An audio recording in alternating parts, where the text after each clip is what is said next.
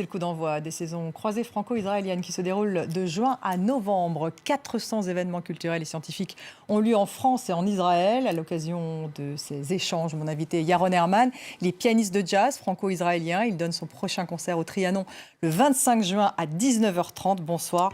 Merci beaucoup d'être avec nous ce soir. Vous êtes né à Tel Aviv, mais vous vivez à Paris, Yaron Herman. Et ce n'est pas votre premier concert à Paris, vous en avez fait beaucoup. C'est la 3e fois même au Trianon.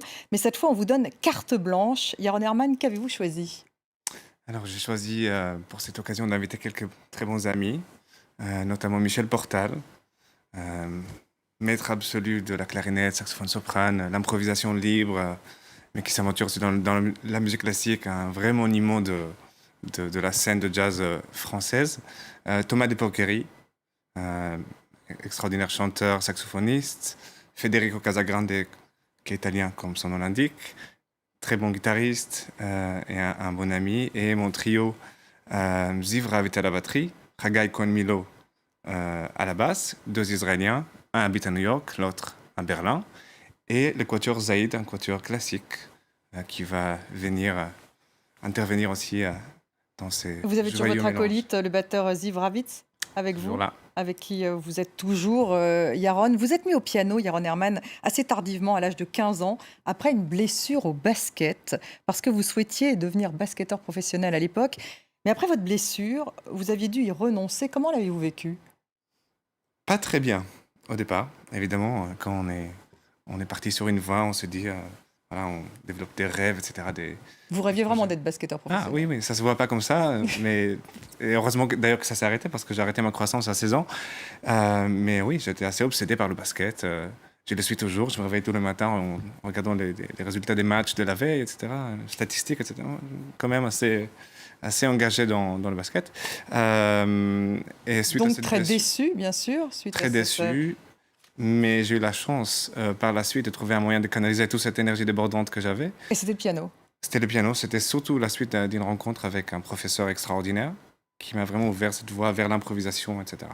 Et c'est à 15 ans que vous commencez le piano, donc avec lui, et un professeur qui utilise les maths comme méthode d'apprentissage. Alors comment peut-on devenir pianiste en utilisant les maths? Alors c'est vrai que comme ça a l'air un peu abstrait, mais disons que plutôt que de parler de maths pures, on peut parler de logique. C'est-à-dire que si on comprend la logique derrière les structures, comment les choses sont faites, construites, conçues, on peut les reproduire, les transposer, les transformer. C'est-à-dire on peut apprendre, soit apprendre une langue, soit apprendre comment apprendre des langues. Donc l'idée, c'est apprendre comment apprendre des langues. Donc il y a autant de combinaisons en maths que finalement sur un piano? Je pense que l'idée, c'est s'approcher de l'infini. Des deux en fait. À quel moment est-ce que vous vous êtes dit le piano c'est ma vie?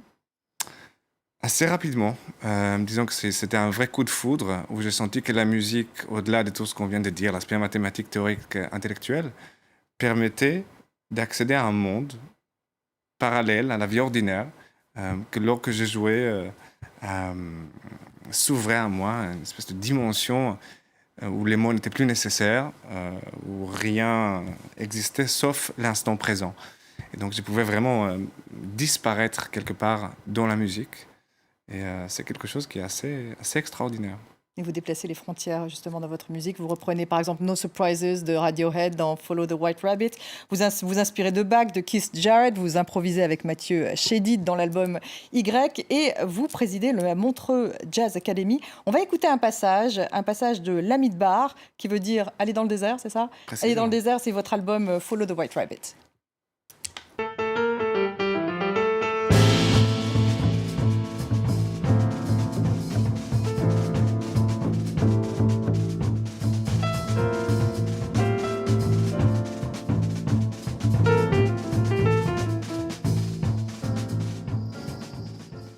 Qu'est-ce qui vous inspire quand vous improvisez? Ce serait tellement bateau, mais je dirais la vie. J'essaie de transcrire réellement ce qui se passe dans l'instant, et l'instant est le fruit du passé, et quelque chose d'assez insaisissable. Donc j'aurais vraiment du mal à mettre le doigt sur une chose précise, mais vraiment le tout. Et vous improvisez tout le temps? Ce qu'on appelle le real-time improvisation. Ça, l'improvisation real-time, Ouais. qu'est-ce que ça veut dire? C'est une excellente question. Ça veut dire beaucoup de choses et rien. Finalement, ce que j'essaie de faire, c'est juste prendre toutes les connaissances, toutes les techniques, tous les outils que j'ai accumulés, sur lesquels je travaille tous les jours pour cultiver, vraiment avoir plein de moyens, plein de possibilités, de couleurs à déployer à tout moment et essayer de les adapter de la manière la plus juste. C'est une question de justesse? Ah oui. C'est savoir quand est-ce qu'il faut se taire, quand est-ce qu'il faut parler, qu'est-ce qu'il faut dire, comment il faut le dire, et sans parler du pourquoi il faut parler déjà. Donc voilà, tout ça, c'est des questions qui travaillent tout le créateur quotidiennement. Quelle définition donneriez-vous du jazz? Ah, ça c'est vraiment au-delà de mes compétences, je crois. Ah bon? Je dirais que le jazz, plutôt qu'un style, je dirais que c'est une approche. D'oser, prendre des risques, être dans l'instant présent. Je ne pense pas ma musique en termes d'image, mais je ressens la profondeur et l'espace. Vous avez dit ça. J'ai dit beaucoup de choses après que je suis obligé d'expliquer après. La profondeur et l'espace.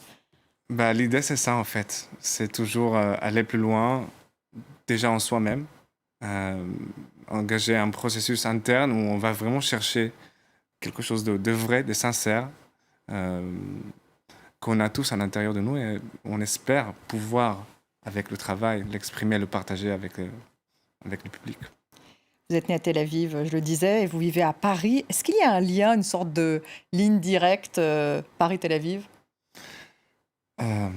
C'est une excellente question. Je ne sais pas s'il y a une ligne directe. Je crois qu'Air France Ah, s'en une ligne occupe. directe? Mais à part ça, disons que c'est part deux Air France. villes qui ont a priori rien à voir l'une avec l'autre. L'une est très récente, l'autre a une grande histoire. Architecturalement parlant, c'est presque les opposés. Tel Aviv, c'est la ville moche la plus belle au monde. Et Paris, c'est peut-être la ville la plus belle au monde tout court. Disons que je vois des éléments complémentaires. À Tel Aviv, il y a cette énergie d'un pays qui évolue dans une région assez complexe. Donc il y a une espèce d'urgence à créer, à innover, et que la création est pas un loisir, c'est presque une nécessité. Parce que si on ne crée pas, si on n'innove pas, si on n'improvise pas, on n'est pas sûr de survivre en fait. Donc il y a toute cette urgence, toute cette énergie qui est déployée en permanence. Et donc quelque part, c'est quelque chose qu'on trouve peut-être un peu moins à Paris, qu'on trouvait peut-être dans certains milieux, etc. Mais à Paris, on trouve justement cette appréciation de la culture. Pour moi, la langue, des choses qui sont pour moi des vraies valeurs d'humanité, qui peut-être ferait du bien dans la région. Il faut développer en tout cas les liens culturels entre les deux. Absolument. Quels que soient les désaccords politiques. Pour moi, c'est indispensable. Je pense que l'idée, c'est s'unir autour des valeurs que nous avons en commun, plutôt que chercher ce qui nous sépare. Merci beaucoup, Yaron Herman. Ce lien, en tout cas, vous l'incarnez au Trianon. Vous donnez un concert, je le rappelle, le 25 juin prochain à 19h30.